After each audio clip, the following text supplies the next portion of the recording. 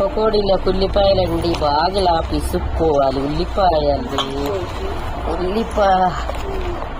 జీలకర్ర కూడా వేసి ఇలా బాగా కలిపేసి ఉప్పు పట్టించి వేసి జీలకర్ర కూడా వేసుకోవాలి.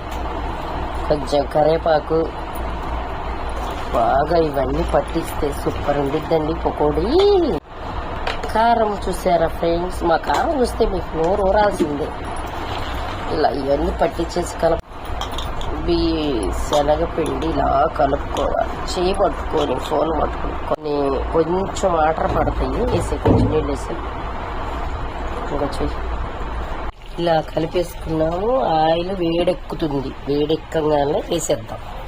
కాలిందండోయ్, వేసేద్దాం పకోడీలు. ఉల్లిపాయ పకోడీ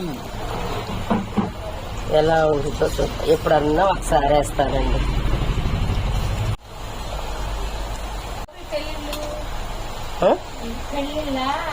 బాగా ఎగిని చూసారా? ఇలా ఎగాలి. గోల్డెన్ కలర్ లో ఎగితే సూపర్ ఉంటుంది.